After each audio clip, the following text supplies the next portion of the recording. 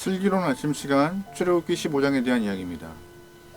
우리는 인생을 살면서 즐거운 일, 기쁜 일, 행복한 일만 쭉 있기를 소망합니다. 그러나 인생은 우리에게 행복하고 즐거운 일만 허락하지 않습니다.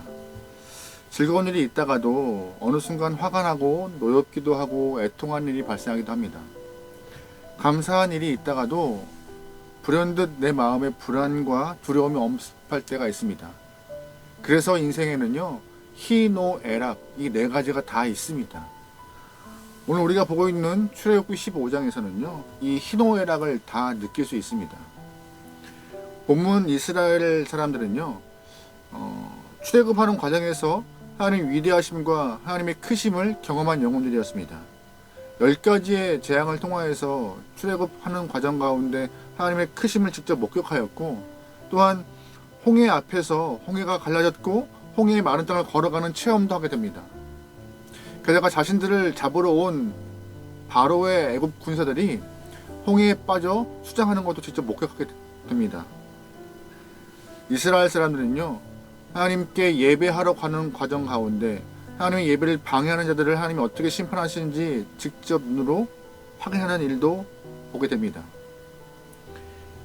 그리고 이스라엘 백성들은 그 여러 일을 통하여서 인도하시고 보호하시고 지키신 하나님을 향하여서 노래하고 춤추며 하나님을 예배하는 것이 오늘 본문의 시작입니다. 바로 14장 어제까지만 해도 바로의 애국 군대가 쫓아옴으로 죽겠다고 아우성치며 자신의 삶의 어려움을 토로했던 이스라엘 사람이지만, 오늘 15장의 시작은 지키시고 보호하시는 하나님 때문에 찬양과 고백과 또한 하나님을 향한 기쁨의 노래를 부름으로 통하여서 자신들의 마음을 희노애락을 다 표현하고 있습니다. 하지만 이스라엘 사람들이 고백했던 그 기쁨과 찬양이 얼마나 갔을까요? 생각보다 그리 오래 가지 않았습니다. 3일 만에 기쁨은 원망으로 바뀌어버렸습니다. 22절부터 말씀을 좀 보겠습니다. 모세가 홍해에서 이스라엘을 인도하며 그들이 나와서 수르 광야로 들어가서 거기서 사흘 길을 걸었으나 물을 얻지 못하고 마라에 이르렀더니 그곳 물이 서서 마시지 못하겠으므로 그 이름을 마라라 하였더라. 백성이 모세에게 원망하여 이르되 우리가 무엇을 마실까 하매. 아멘. 출애굽의 여정이 시작되는 과정 가운데 3일이 지난 후까지 물을 얻지 못하는 그런 일이 발생했습니다. 그러자 그들의 마음은 바뀌어버렸습니다. 3일 만에 물을 발견했는데 그 발견한 물도 쓴물이었습니다. 마시지 못한 상황이 되자 그들은 속에 있던 감정을 다 드러냅니다. 얼마 전까지만 해도 하나님을 찬양하고 높였던 그 입이 원망의 소리가 되었고, 예배했던 모습이 탄식의 모습으로 바뀌어버리는 그 본문이 오늘 15장 후반절에 나옵니다.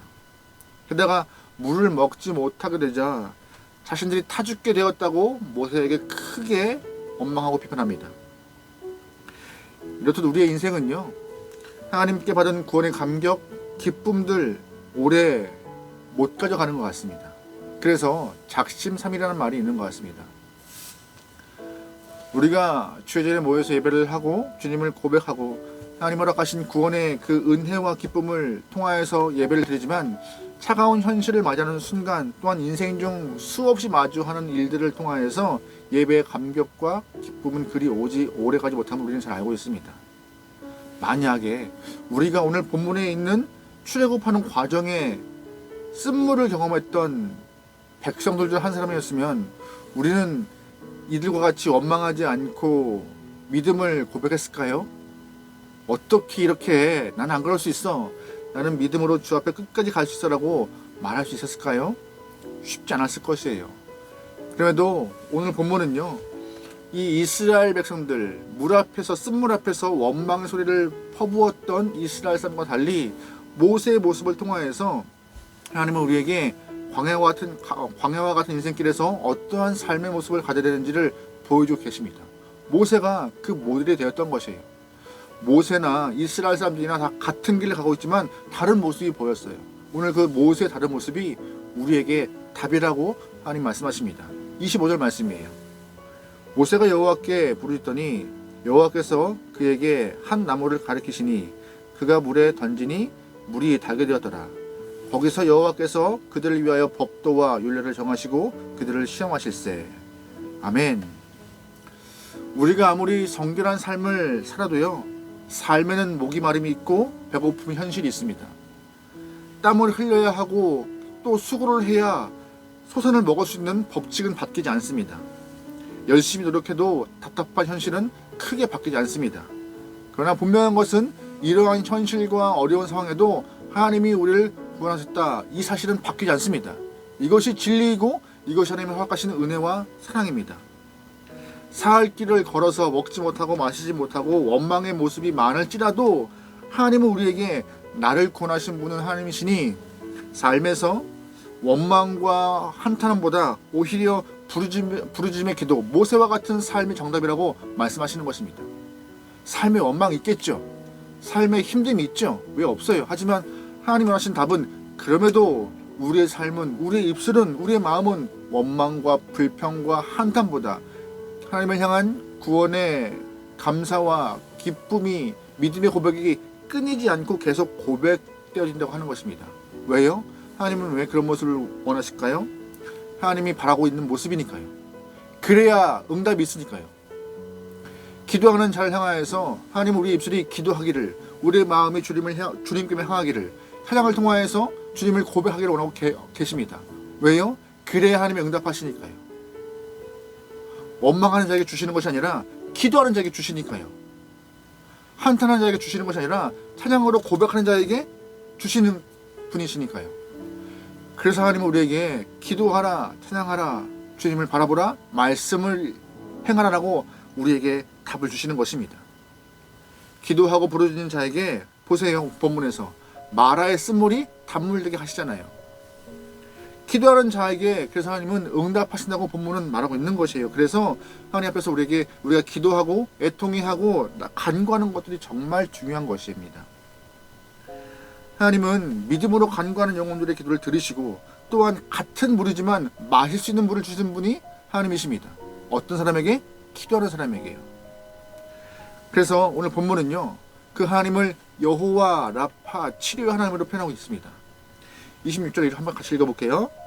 이르시되 너희가 너희 하나님 나 여호와의 말을 들어 순종하고 내가 보기에 의를 행하며 내 계명에 귀를 기울이며 내 모든 규례를 지키면 내가 애굽 사람에게 내린 모든 질병 중 하나도 너희에게 내리지 아니하리니 나는 너희를 치료하는 여호와임이라. 아멘. 치료하는 여호와라고 말하고 있는데요, 이 치료하는 여호와가 쓴물을 단물로 바꾼다는 그런 의미가 아니에요. 원망의 입술을 찬양의, 원망의 입술을 기도의 입술로, 부르짖음의 입술로 바꾸신다는 그런 의미예요. 하나님은 그러신 분이에요. 광야 같은 인생길을 가는데 가장 힘든 것이 뭔지 아세요? 원망이에요. 원망을 통해서 삶을 주저앉히고 삶을 그렇게 하는 것이 우리의 현실이지만 하나님께 나오도록 하시는 분, 나와야 하는 목적을 주시는 분이 하나님이십니다. 우리의 원망을 치료하시고 우리의 탄식을 치료하셔서 응답하시는 분, 찬양으로 나아가게 하시는 분, 기도로 이끄시는 분이 하나님이라고. 그래서 우리의 믿음이 흔들리지 않아야 하는 것이에요. 어떠한 상황이든 어떠한 모습이든 우리의 믿음은 강건하여서 언제나 주 앞에 나갈 수 있는 자세와 모습을 가져야지만이 치료하신 하나님께서 우리의 삶을 역전시키시는 것입니다. 본문을 잘 보세요. 기도하는 자에게 하나님이 어떻게 인도하시나. 본문 보시면 하나님이 기도하는 영혼을 통하여서 그 발걸음을 인도하여서 종려나무가 많이 있는 물샘이 있는 엘림으로 인도하십니다. 27절 말씀이에요. 그들이 엘림에 이르니 거기에 물샘 12과 종려나무 70그루가 있는지라. 거기서 그들이 그 물 곁에 장막을 치니라. 아멘. 하나님께 부르짖는 기도가 쓴물을 단물로 바꾸었고 또한 치료하시는 하나님께서 우리를 어떻게 바꿔요? 엘림으로 발걸음을 인도하시는 것입니다. 원망에 답이 있습니까? 답이 없어요. 원망에는요, 남는 것이 없습니다. 원망은요, 서로에게 상처를 줍니다. 원망은요, 우리의 인생을 절대로 엘림으로 인도하지 않습니다. 원망은 내 마음을 치료하지 못합니다. 그러나 우리가 여호와 라파 치료 하나님을 의지하면서 부르짖을 때에 쓴물이 단물로 바뀌고 또한 기도할 때에 나를 치료하시는 하나님의 능력을 경험할 수 있고 우리가 기도할 때에 우리의 인생길이 엘림으로 인도함 받는 것입니다. 원망과 기도는요, 큰 차이가 발생합니다. 여러분, 그러기에 오늘 하루 하나님을 향한 찬양과 믿음의 기도를 통하여서 주의 인도하심과 부으심을 경험하길 소망합니다. 2021년 마지막 시간입니다. 1년 동안 인도하신 하나님을 향하여서 우리가 감사한 마음의 충만을 소망합니다. 코로나로 인하여서 어려운 시간을 많이 경험하지만 21년 하나님의 도우심 통해서 이만큼 인도하심에 감사하고 또한 22년을 기대하면서 주님 나의 삶에 주의 은혜를 부어 주시옵소서라는 기대하는 마음으로 기도할 수 있게 소망합니다.